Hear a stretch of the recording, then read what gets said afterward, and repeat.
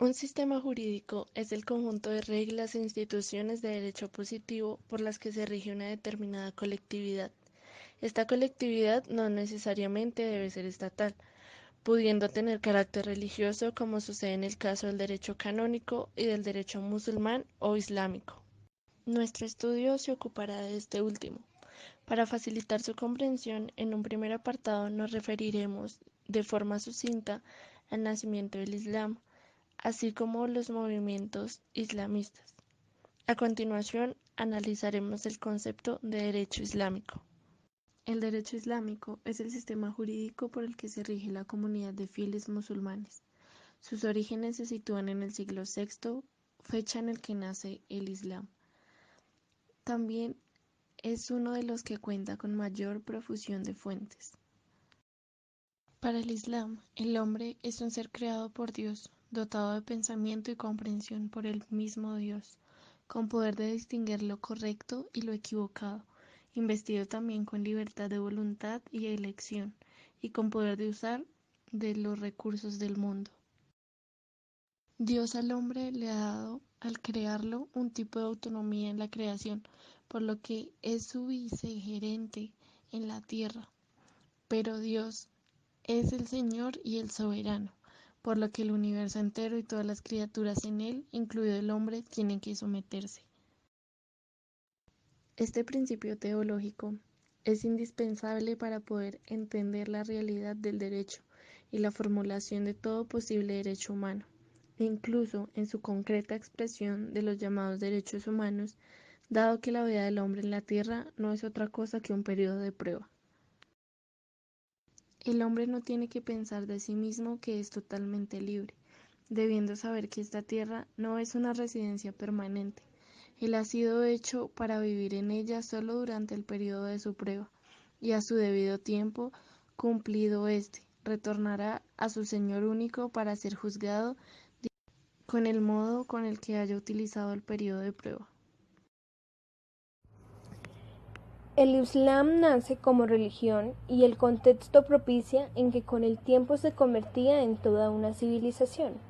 Su fundador es Mahoma, nacido en el año 570 en la Meca, Arabia.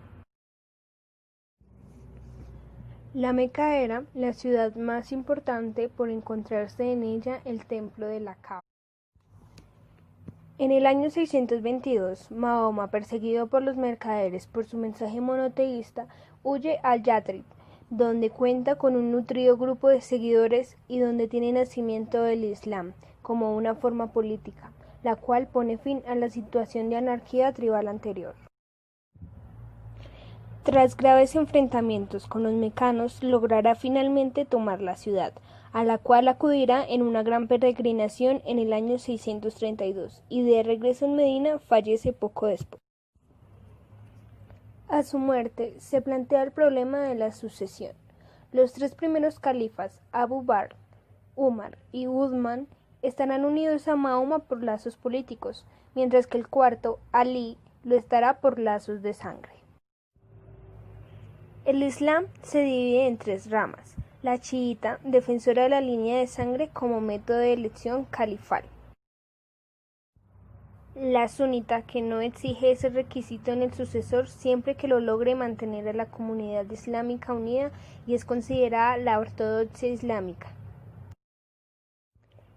y por último, la jariyita, compuesta por quienes se habían separado del primer grupo y estimaban que solo el más pío de los musulmanes podía ser califa. La abolición del Califato Otomano de Estambul en 1924, que simbolizaba la unidad de los creyentes de todo el mundo, y su sustitución por una república nacionalista turca y laica, causa un gran impacto en el mundo musulmán. Este, unido al auge de la colonización europea que se estaba produciendo en los distintos territorios, hace que algunos autores como Charfi y Keppel no consideren causal el nacimiento del primer movimiento islamista, el de los Hermanos Musulmanes, 4 años después en Egipto. El islamismo es un movimiento reformista que persigue la recuperación de principios e instituciones del Islam originario, pero conciliándolos con la modernidad propia del momento actual. Se trataría de actualizar desde el propio patrimonio cultural y desde la propia experiencia histórica. El islamismo se presenta como alternativa esperanzadora frente a la deslegitimación de los gobiernos árabes, con el fin de instaurar unos nuevos basados en los principios que inspiraron los primeros años del Islam y a la vez abiertos a la modernidad. En todo caso, el germen del islamismo es fundamentalista, por reivindicar la vuelta a la pureza de los textos sagrados, eliminando las desviaciones que en la interpretación de los mismos se habrían introducido desde la época de los omeyas. Desde el siglo XII existieron movimientos fundamentalistas musulmanes que propugnaban la aplicación estricta y literal de los textos sagrados, pero es en el siglo XX cuando nace el islamismo como movimiento reformista musulmán que contiene no solo un proyecto sociocultural, sino también político. La evolución del islamismo se estructura en 3 generaciones. La primera generación comienza con el nacimiento de la Asociación de los Hermanos Musulmanes, fundada por Hassan al-Banna en Egipto en 1928, 4 años después de la abolición del califato otomano de Estambul. Para la segunda generación, los enemigos ya no son las potencias coloniales, sino los propios gobiernos que legalizan y persiguen a las organizaciones islamistas, por lo que el principal objetivo será destruir el poder. A partir de ese momento surgen grupos revolucionarios islámicos que se sitúan en una clara oposición a los principios políticos en que se fundamentaba la teoría de los hermanos musulmanes y utilizaban como instrumento de actuación la violencia. La tercera generación está constituida por una población descontenta con el modelo de Estado nacido de la descolonización que no ha cumplido sus promesas de modernización e independencia y que para sobrevivir ha optado por la represión del pueblo y el apoyo de Occidente. Esta tercera generación tiene entre sus objetivos la democratización y las reformas en la posición tradicional de la mujer musulmana, pero se señalan como instrumento para conseguirlos la base cultural islámica y no la occidental.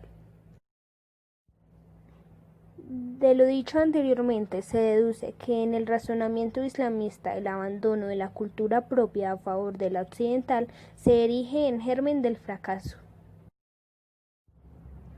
La población musulmana ante fenómenos como el consumo ostentoso, la mala distribución de la riqueza y la corrupción de los gobiernos de algunos estados musulmanes ha desarrollado un sentimiento de frustración y desilusión. Al margen de las grandes diferencias que puedan existir entre los distintos movimientos islamistas, todos ellos persiguen el regreso a la Sharia o ley islámica y la reconstrucción del Estado Islámico. Así podemos llegar a la conclusión de que cuando en Occidente se habla del Islam como una forma de vida que une religión y política, hemos de comprender que tal unión no tiene su germen en un libro sagrado, sino que es fruto de las particulares condiciones en que se desarrolló el pueblo musulmán. La elaboración demasiado rápida del Corán fue causa de lagunas jurídicas graves. En su breve vida, Mohammed había resuelto casos concretos o expresado opiniones que podían contribuir a colmar de manera auténtica las lagunas del Corán. A partir del siglo IX después de Cristo nacieron recopilaciones que referían comportamientos, llamados también los silencios del profeta, de los que se podían sacar reglas del comportamiento no expresadas por el Corán. En un principio los hadith se transmitieron oralmente, pero ya desaparecido Mahoma se inicia la tarea de ponerlos por escrito para garantizar su conservación. La autenticidad que caracteriza el Corán no se puede predicar de los hadith, siempre objeto de incertidumbre acerca de su veracidad. Surgieron dudas acerca de cuáles eran los verdaderos, especialmente a raíz de la división del Islam en distintas ramas, ya que los hadith se fueron manipulando según los intereses partidistas y cada corriente desarrolló sus propios hadices al servicio de su causa. Posteriormente, para considerar un auténtico hadith, se exigirá que contenga el texto o narración propiamente dicha, y el apoyo, en el que figuren los nombres de todas las personas que lo han transmitido, desde aquella que lo escuchó directamente del profeta. Alrededor de 2 siglos después del nacimiento del Islam, comienza a elaborarse compilaciones de hadith por las distintas escuelas, que ante todo pretenden determinar cuáles son los auténticos y cuáles no. El fiqh o jurisprudencia, como fuente secundaria del sharia, surge como respuesta a una necesidad, la de resolver los problemas que planteaba la existencia de hadith contradictorios entre sí, opuestos a preceptos del Corán o incluso preceptos del Corán que entraban en contradicción con otros del propio texto. Por otra parte, ya que todas las situaciones que se le puedan plantear a un ser humano deben encontrarse respuesta en el Corán y en el Hadith, se hacía necesaria una labor interpretativa. De este modo nacen dos procedimientos legislativos de los que se obtiene la jurisprudencia. El primer procedimiento, por el que un grupo de juristas de reconocido prestigio del lugar se ponen de acuerdo unánimemente acerca de la interpretación de dos normas contradictorias, surgiendo así una nueva. La legitimación de esta práctica se encuentra en un hadith, según el cual Mahoma dijo: "Mi comunidad jamás se pondrá de acuerdo acerca de un error. Una vez logrado el acuerdo de los juristas, ya no es posible volver sobre la misma cuestión, puesto que la norma obtenida del consenso se convierte en revelación". El segundo procedimiento de creación de normas. También aquí son los juristas, los encargados de interpretar las fuentes sagradas de la ley islámica y legislar en aquellos ámbitos en que ésta presenta lagunas. Los procedimientos analizados desempeñan un papel fundamental en la tarea de determinar el carácter de los preceptos de la Sharia, ya que en esta los juristas musulmanes suelen distinguir 4 tipos de actos: los obligatorios, prohibidos, recomendables y neutros, que pueden ser censurados o indiferentes. Los métodos de interpretación ayudarán a encuadrar la conducta descrita en el texto sagrado dentro de alguna de estas categorías. Dibujan las 3 fuentes descritas, el Corán, la Sunna y la jurisprudencia, la estructura jurídica del Islam. El derecho islámico tiene de este modo un origen divino e informa toda la existencia del individuo, regulando el conjunto de problemas que se le pueden plantear, por lo que derecho y religión están íntimamente unidos. La ley coránica exige que el hombre conozca sus obligaciones en la vida, tanto en lo que se refiere al Creador como a sus hermanos los hombres, así como con la tierra, haciéndola fructificar como posesión transitoria que el Creador le ha concedido hasta el día de la resurrección. Este es, pues, un derecho humano fundamental e ineludible, en cuanto principio esencial de la ciencia al-fiqh, que determina los derechos y las obligaciones del hombre. El hombre, según la ley coránica, debe cuidar de su educación para un mejor conocimiento de Dios y una mayor fe en el Creador. El Islam considera al hombre como el ser social por excelencia. Su vida en la Tierra y en el inmenso universo le obliga a interrogarse científicamente sobre todo cuanto lo rodea, y sobre todo aquello que la naturaleza puso a disposición de toda la humanidad, como es el hecho de la misma comunidad humana y del Estado moderno y constituido, del que es ciudadano y del que recibe protección, debiendo conocer pues los lazos que le ligan al universo, a la tierra y al Estado, en cuanto a comunidad constituida en la que vive.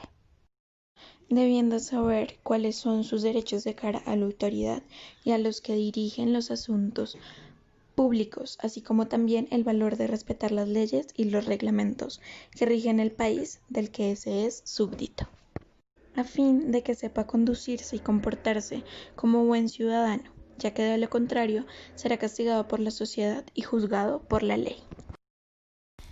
Características del derecho islámico. El derecho islámico o musulmán es un derecho conformado por la comunidad de fieles que profesan la fe islámica.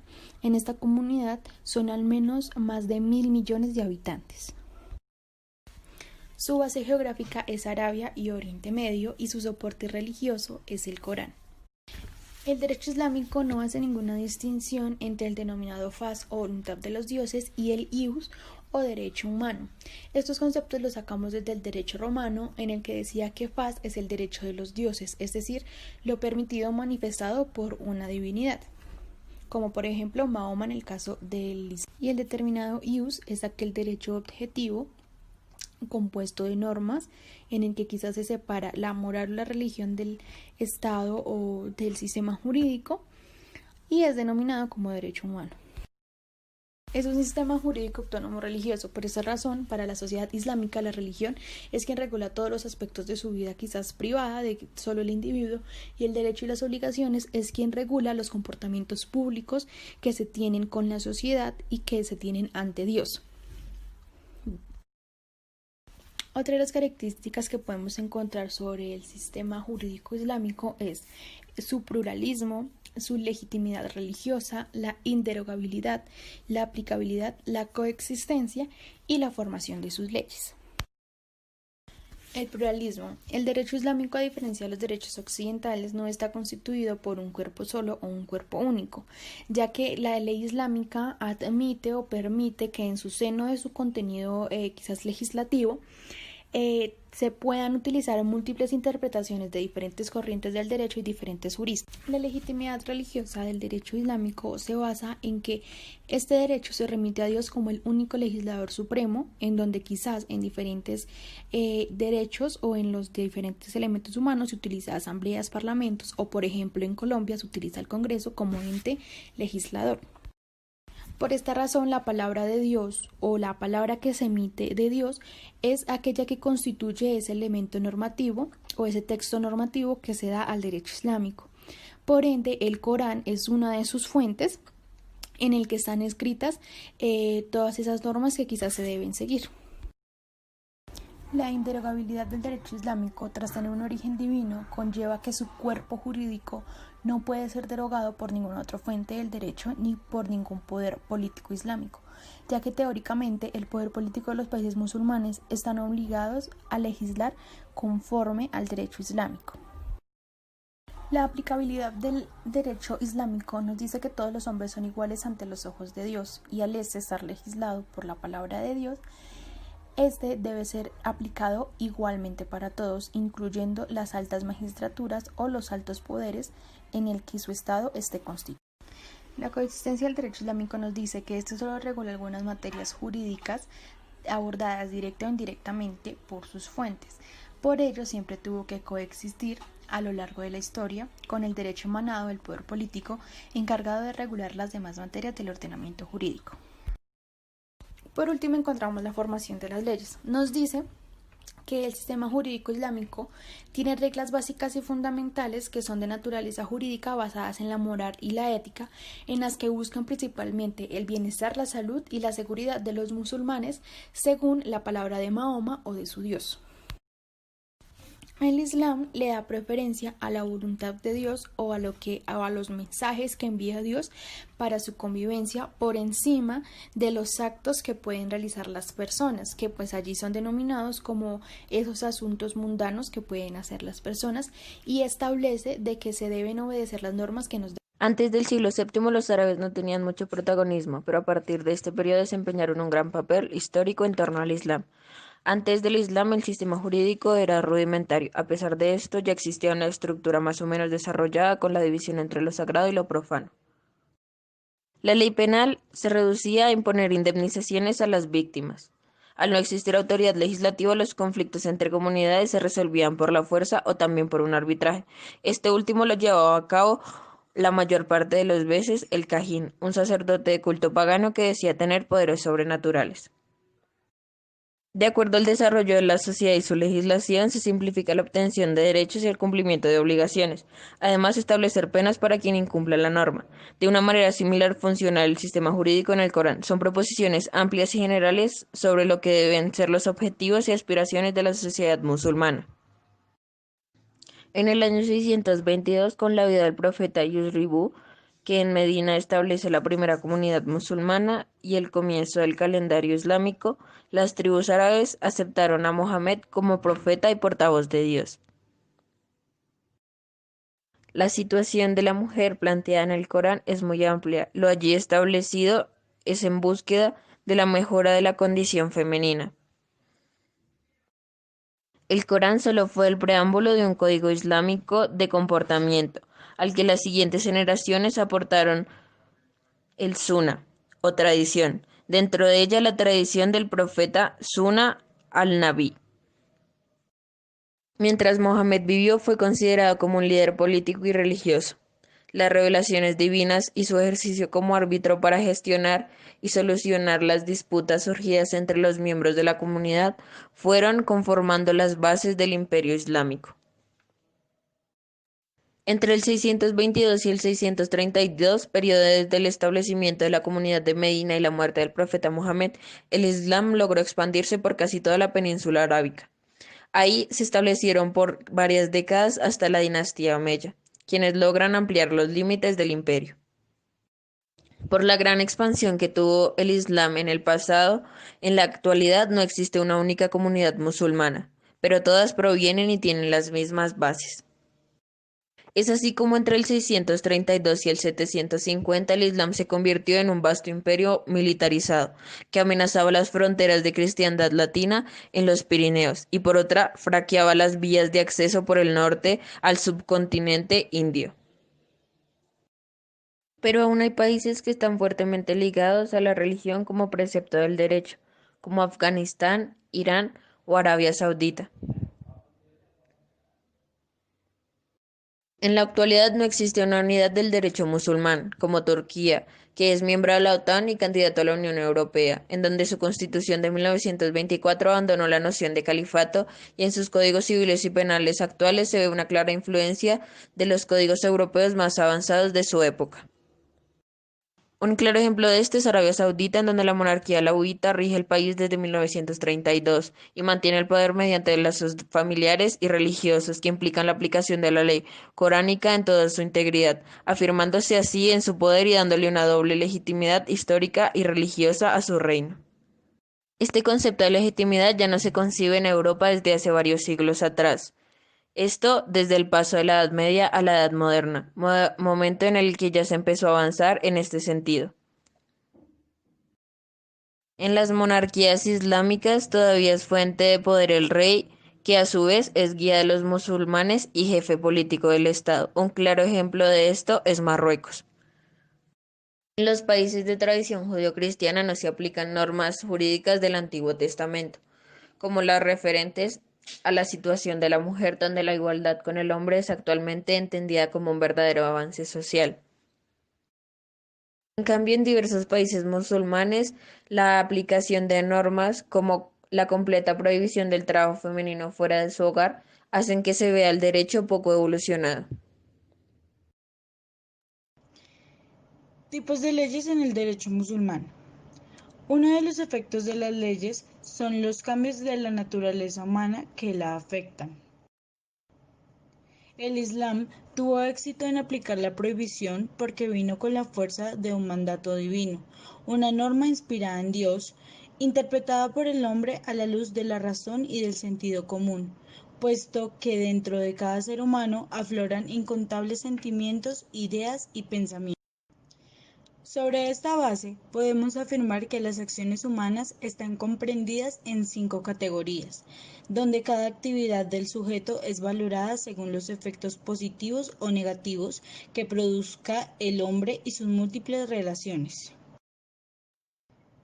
Según los eruditos, estas 5 categorías son: actos permitidos. Es una acción respecto de la cual una persona, en su sano juicio y habiendo alcanzado la pubertad, tiene total libertad para llevarla a cabo con el único límite de que ninguno de estos actos exceda los límites y excepciones dispuestos por el Islam. Actos recomendados.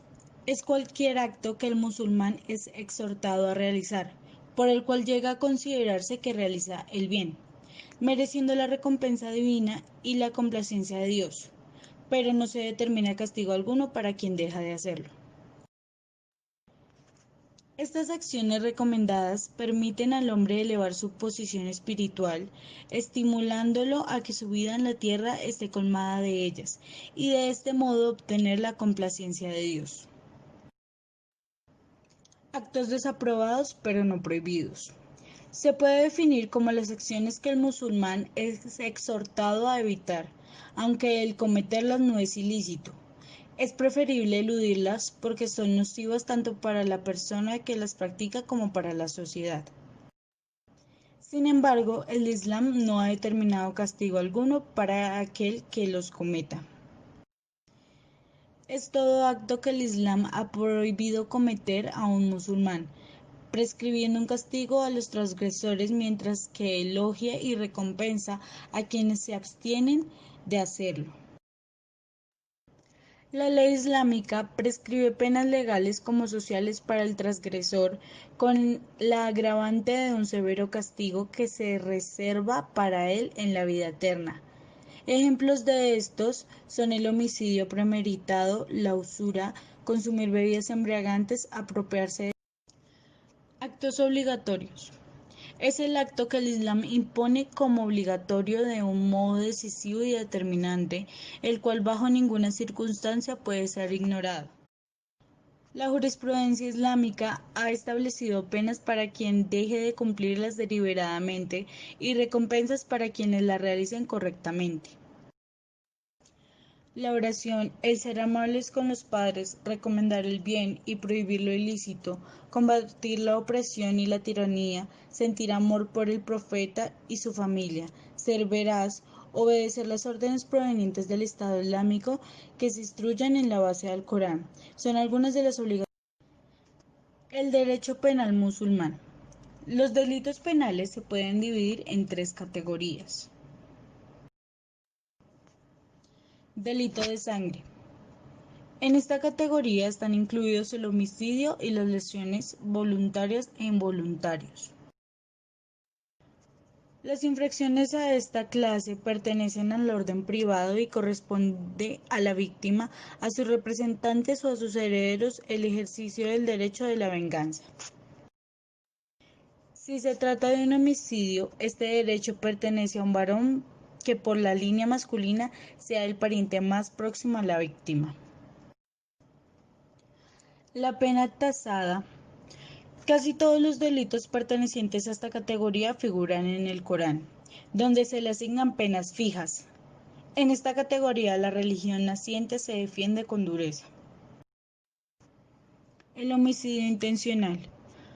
Cuando los parientes de la víctima no ejercen el derecho a la venganza, el homicidio voluntario pasa a ser un delito perseguible de oficio, y la ley le impone al homicida la pena de 100 azotes y 1 año de prisión. La apostasía y la blasfemia. Al musulmán que reniega de su fe se le concede 3 días para que se retracte, y si no se arrepiente en este plazo se le condena a muerte. El robo y el hurto. Los delitos de robo y hurto están penados severamente. Primero se castiga al delincuente con la amputación de la mano derecha y si reincide se le imputa sucesivamente el pie izquierdo, la mano izquierda y el pie derecho. El bandolerismo.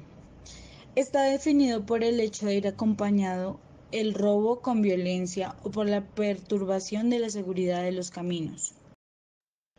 El Corán sancionó este delito con una extensa gama de penas consistentes a ser matados o crucificados, en el corte de sus manos y pies opuestos o en la expulsión de las tierras que habitan.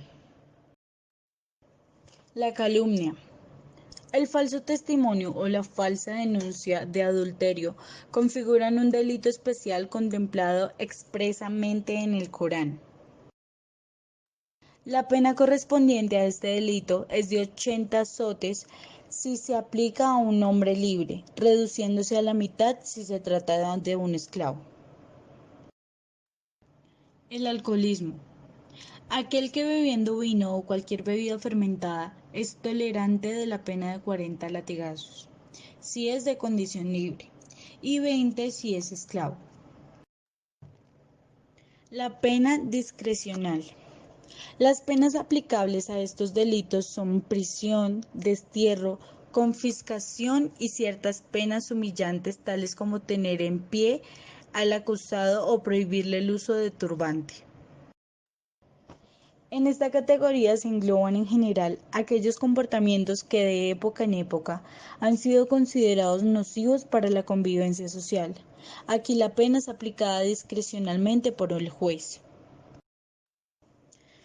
Finalmente, se debe señalar que la parte estrictamente técnico-jurídica del derecho penal islámico carece de muchas nociones que generalmente se consideran esenciales para un derecho penal occidental. Ignora en efecto las nociones de tentativa, reincidencia, de acumulación de penas y de circunstancias atenuantes y agravantes.